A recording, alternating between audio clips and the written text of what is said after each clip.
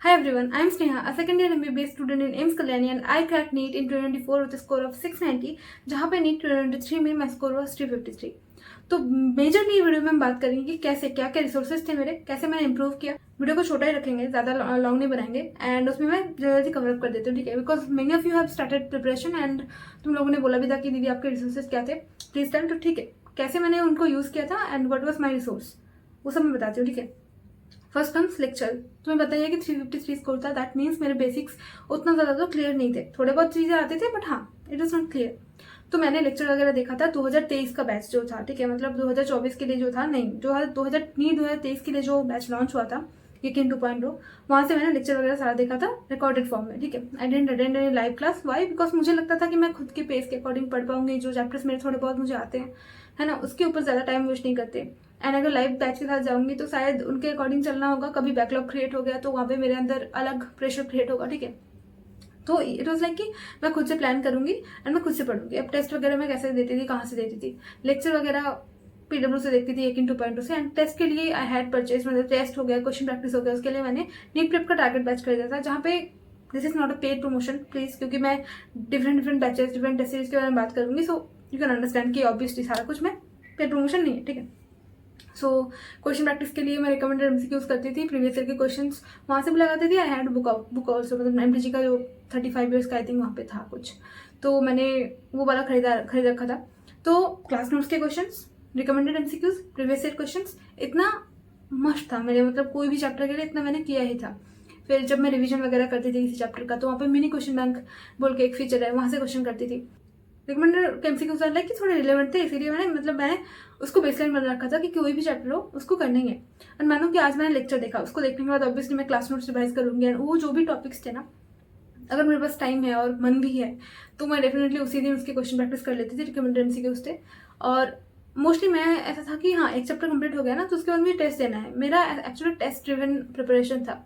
मतलब मैं हर 10 दिन के अंदर या फिर 14 डेज के अंदर मैंने एक टारगेट सेट कर रखा था, वो होता था, मतलब वो टारगेट बैच में ऐसे फीचर्स भी हैं कि तुम अपने मतलब टारगेट सेट करके टेस्ट दे सकते हो, खुद ब खुद उस स्टेज पे जनरेट हो जाता है, ठीक है। सो ऐसे एक फीचर था तो उसको मैंने यूज़ किया, लाइक फॉर एग्जाम्पल 10 डेज बाद मैंने ऐसा सोचा कि चलो सेल वाला चैप्टर देंगे बायोलॉजी में, सेल हो गया, और तुम्हारा ब्रीदिंग वाला चैप्टर ले लेते हैं और 1D ले लेते हैं और मोल कॉन्सेप्ट, ऐसा कुछ, ठीक है। 4 चैप्टर्स ले लिया, फिर 5 चैप्टर्स ऐसे करके मैं उसको फिक्स कर देती थी कि ठीक है मुझे 10 तारीख को टेस्ट देना है, ठीक है। And I have started preparation from 2 तारीख या फिर 1 तारीख, ऐसे करके मैंने स्टार्ट किया होता था।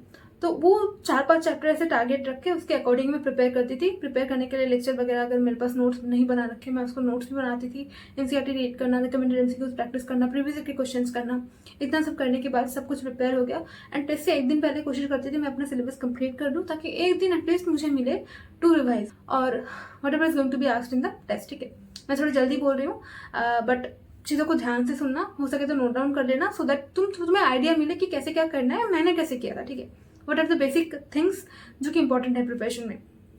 तो ऐसे करके मैं टेस्ट देती थी and for example next test है आफ्टर 10 डेज अगेन, ठीक है।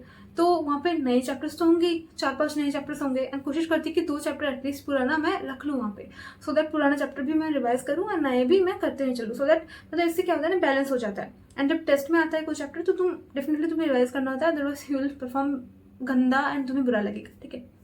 एंड अगर मैं सच बताऊँ तो मेरे जो पहला टेस्ट था ना उसमें आई स्कोर्ड 409 के, it was a moderate start but gradually बढ़ता गया एंड फाइनली लास्ट तक तो मैंने 700 के ऊपर भी कुछ टेस्ट में स्कोर किया था and finally I ended up scoring 690, ठीक है। तो अभी मेन चीज़ है कि मेरे लेक्चर के लिए रिसोर्स था यकीन बैच जो पीडब्ल्यू का था, और तुम्हारा क्वेश्चन प्रैक्टिस के लिए टारगेट बैच था। इनिशियली मैं टारगेट बैच से ही खुद से टेस्ट जनरेट करके देती थी। उसके बाद जब तक मेरा सिलेबस ऑलमोस्ट कंप्लीशन के मतलब टाइम पे आ गया था, मेरा सिलेबस कंप्लीट हुआ था 25 मार्च को, एंड जब तक मतलब ऑलमोस्ट कंप्लीटेड ऐसा लग रहा था, क्लास 11th हो गया था, 12th भी कुछ कुछ हो गया था, तब आई बॉट LNDLP, ठीक है। LNDLP मैंने खरीदा 21 जनवरी को एंड ग्रेजुअली मैं वहाँ के टेस्ट देती थी। जब मेरा सिलेबस ऑलमोस्ट कंप्लीट हो गया, लाइक इट वॉज 95 और 96%, तब मैंने बहुत सारे टेस्ट दिए हैं, मतलब फुल टेस्ट, आकाश के CST वगैरह दिया है, LNDLP दिया है, SBNBTS, HYTS, और मतलब डिफरेंट टेस्ट सीरीज, 2 हो 3 हो, बट हर एक मतलब इंस्टीट्यूट का ऑलमोस्ट दिया है मैंने, so that I can get about कि मैं कैसे प्रिपेयर कर रही हूँ, ठीक है। तो बेसिकली अगर तुम्हें लगता है कि कुछ भी डाउट है और किसी भी टॉपिक पे तुम्हें वीडियो चाहिए तो मुझे बता देना। आई हैव माई एग्जाम्स जो बहुत जल्दी होने वाले हैं। अगस्त में मेरा एग्जाम है 4th सेमेस्टर का, तो इसीलिए मुझे टाइम भी उतना ज़्यादा नहीं मिल रहा है। I have so many things to balance, I am extremely sorry to you people. मैं रेगुलर नहीं हूँ उतना ज़्यादा, but if you need any topic, मतलब किसी भी टॉपिक पे तुम्हें वीडियो चाहिए, do let me know, I make that. And all the best. अच्छे से पढ़ाई करो।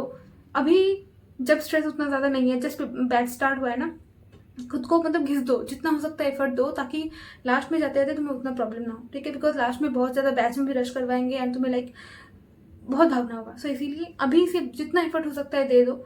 एक्सक्यूज मत दो, ठीक है। कोई वैलिड रीजन है पढ़ाई नहीं हो रहा है, इज ओके, बट एक्सक्यूज मत दो, खुद को भी, दुनिया को भी, किसी को भी नहीं, ठीक है। Because at the end of the day the result will matter to you, your parents, to the world. Okay, so all the best. अच्छे से पढ़ाई करते रहो। Take care, bye bye.